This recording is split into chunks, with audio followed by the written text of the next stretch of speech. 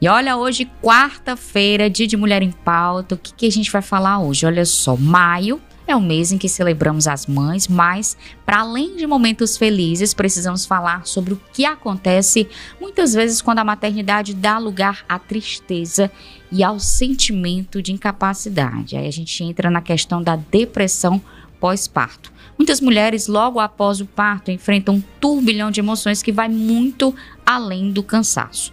Para conversar um pouquinho com a gente sobre esse assunto, a gente recebe hoje a psicóloga clínica, a doutora Gabriela Rissa, que possui mestrado e doutorado em psicologia e saúde e atua com atendimento clínico individual de casal e também de família. Gabriela, seja bem-vinda ao Informativo Dom Bosco. Bom dia. Obrigada, Roberta. Bom dia. Para começar, Gabriela, existe uma confusão um pouco comum entre baby blues e depressão pós-parto. Explica um pouquinho o que é cada um, né, e qual que é a diferença entre eles, a principal. O baby blues, ele ocorre nas 2 primeiras semanas depois do parto. Porque o que acontece? Quando a mamãe, ela tem o neném, há uma descarga hormonal muito grande. É como se ela só ficasse com metade dos hormônios que ela tem dentro do corpo. Então isso gera, às vezes, como se fosse uma TPM muito forte, só que você fica com uma tristeza que você nunca sentiu antes na vida, um cansaço muito grande, uma dor de cabeça muito grande, uns pensamentos muito ruins. Então esse é o baby blues, ele dura 2 semanas, que é o tempo mais ou menos que o corpo leva para ter toda aquela dose, aquela descarga hormonal que deu para o neném, para a mãe conseguir ter ela de volta. E aí ela só se recupera 100% depois dos 2 anos da criança. Já a depressão pós-parto é quando passa essas 2 semanas e esses mesmos sentimentos continuam, só que eles vão piorando. Como assim? Você começa a ficar ansiosa, uma angústia, o coração fica apertado. Começa a vir o pensamento de, eu acho que eu não consigo dar conta, acho que eu não vou conseguir cuidar do neném, acho que eu não sou uma boa mãe, acho que tudo o que eu faço tá errado. E aí muitas vezes outras mulheres da família tentam lhe ajudar, dizer, olha, vamos tentar assim, vamos tentar assim. E aí vem um sentimento pior ainda de, poxa, todas elas sabem e eu não sei de nada. Então esses pensamentos, eles ficam voltando várias e várias vezes. E eles vão criando como se fosse um apocalipse na sua cabeça. E aí você sente que você não consegue fazer nada. E aí isso vai gerando tristeza, vai gerando angústia. O choro é um choro muito intenso. E aí depois que sai esse choro intenso, vem uma raiva muito grande. Uma raiva de eu não estou conseguindo, eu não dou conta, eu não sou boa. Tudo vai dar errado. E aí depois que passa essa raiva, vem um choro de novo. Aí fica entre o choro e a raiva. É um pouco complexo. A mulher, ela sofre muito nesse período. E aí a depressão pós-parto, ela pode durar até das 2 primeiras semanas após, até os 6 meses do nascimento do neném. Quando isso dura esse tempo todo, esse intervalo de 6 meses, aí a gente já considera como se fosse uma depressão usual, que é a depressão que as outras pessoas têm, tanto homem quanto mulher. Que é como se houvesse uma evolução dessa depressão pós-parto. Entendi. Você citou aí alguns sintomas, né? Mas existem os principais, né? Os principais sintomas silenciosos que a própria mãe às vezes não percebe e acaba confundindo com cansaço. Não, eu estou só cansada. Não, isso aqui não é cansaço. Isso aqui já está evoluindo para um quadro maior. Então, existe algo que pode agravar, que você tem que acender aquela luzinha do alerta? É o pensamento. Tudo começa com o pensamento. O corpo, ele só consegue mostrar os sintomas depois que vem o pensamento. Antes disso, você tá com aquele cansaço, aquela vontade de dormir, porque tem a privação de sono. Sim. Nós, seres humanos, a gente precisa dormir de 8 a 10 horas por dia. E quando o neném nasce, o sono dessa mulher, ele fica quebrado. Fica a cada 3 horas e muitas vezes ela não consegue dormir. Passou as 3 horas, ela já tem que estar acordada de novo e esse sono não vem. Então, ela vai se sentir cansada, ela vai sentir o que a gente chama de fadiga ou dor de cabeça. Mas como é que a gente percebe que aquilo é psicológico? Quando vem o pensamento de impotência.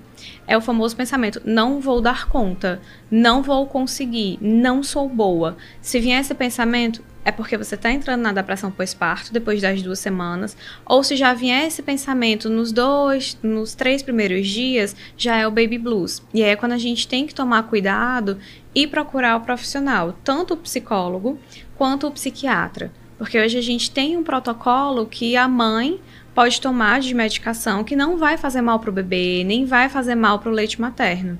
E esse protocolo, ele dura geralmente 9 meses, que é para assegurar aquela mãe para que ela não entre numa piora.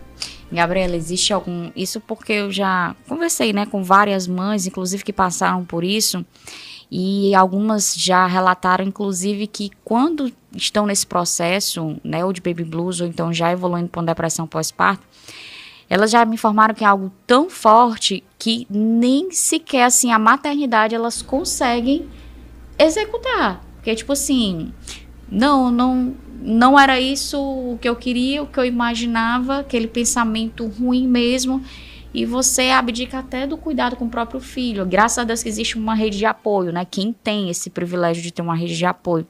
Então, também há casos desse tipo em que as mães abdicam daquela coisa, não vou cuidar do meu filho, eu não consigo, não sei o quê. Então, tem que entrar ali a rede de apoio para dar esse suporte para elas. A rede de apoio, ela tem que entrar antes daquela mãe ter o bebê.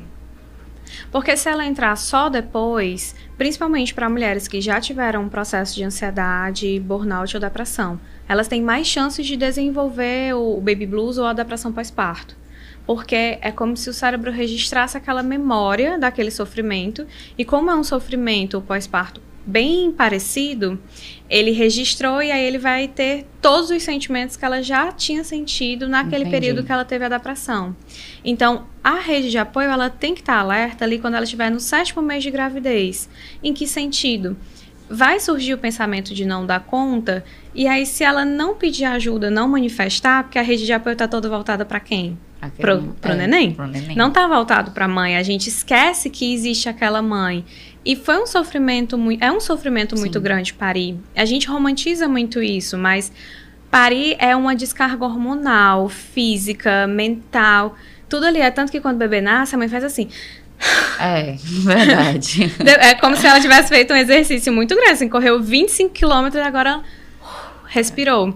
E aí as pessoas esquecem. Então, a rede de apoio, ela fica não só para o neném, mas para a mãe, por exemplo. Olha, eu vou ficar com o neném, vai tomar banho. Porque às vezes a mãe, ela esquece de tomar banho. Às vezes ela tirou o neném para dar de mamar, ela quer dormir, ela não vai limpar o seio. E isso é ruim, porque pode causar várias fissuras no seio, várias feridinhas. Então, aquela pessoa que tá ali diz assim, olha, deixa eu limpar para você. Ela tá ali dando de mamar e ela precisa beber água para poder produzir mais leite. Ó, tá aqui a sua água. E dá água para ela enquanto ela tá dando de mamar. Por exemplo, às vezes ela esquece de comer.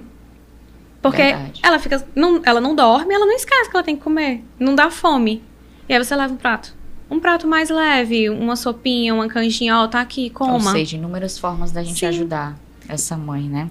E, Gabriela, existe um perfil de mulher mais propenso a desenvolver esse transtorno? Geralmente uma mulher que já tenha passado por episódio de ansiedade, depressão, tá mais propensa a desenvolver isso pós-parto? Sim, ela tem 80% de chance de desenvolver.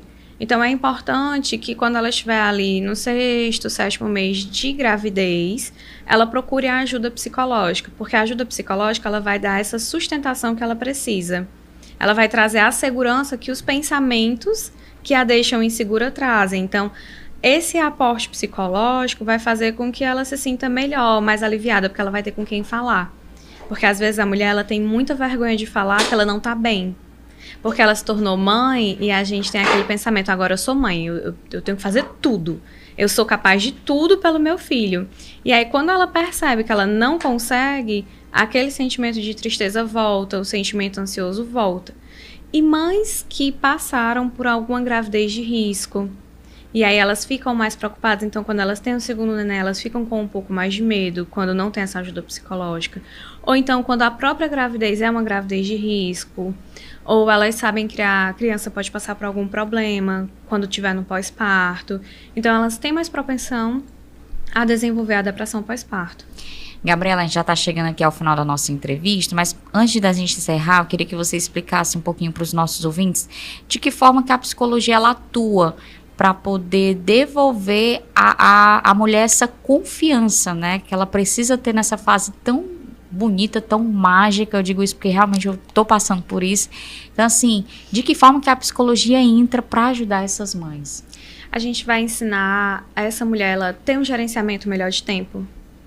A gente vai ensinar que ela não precisa ser a melhor mãe do mundo.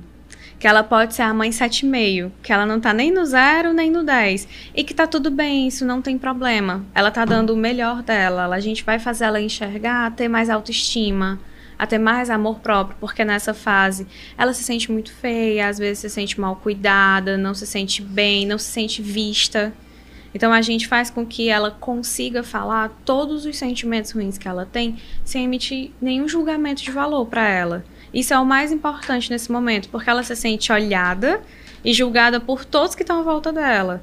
E na terapia é o momento que ela não vai ter julgamento nenhum, que ela vai poder falar a atrocidade que ela quiser e a gente vai ouvir e ela vai estar segura. É o ambiente mais seguro que ela vai ter naquele momento, para fazer o resgate daquela mulher ali que está um pouco perdida. Uhum. Tá bom, então, Gabriela, obrigada pela entrevista, tá? Só lembrando que a gente fala um pouquinho também dessa questão da rede de apoio, mas assim, Gabriela, não sei se é a sua opinião, mas pelo menos é a minha. Rede de apoio, pra mim, é um familiar próximo, é uma mãe, é uma irmã, é uma prima e tal. Porque muita gente diz que o pai é uma rede de apoio. Não, o pai não é rede de apoio, o pai é pai. Sim. Ele tem a obrigação, como a mulher virou mãe, o pai virou pai, pronto, tá todo mundo ali junto e unidos naquela família. Unido. Então, assim, pai não é rede de apoio, pai é pai. O que ele fizer por você, ele não está lhe ajudando, ele está sendo pai. E pronto. Rede de apoio é uma mãe, é uma sogra, é um tio, um primo que chega ali para lhe ajudar. Que a gente sabe que nesse momento é muito importante. Gabriela, obrigada pela entrevista. A gente fazendo aqui a nossa live, também no nosso Instagram. O Helder mandou mensagem aqui, ao vivo, dizendo parabéns pela temática. Muitas mães de primeiro parto sequer sabem que esses sentimentos precisam ser monitorados. Não é normal nem justo sofrer depressão pós-parto. Obrigada, viu, Helder, pela sua participação. Obrigada, Gabriela. Obrigada. Suas redes sociais, quem quiser conhecer um pouco mais sobre o seu trabalho. É @gabiissa.psi.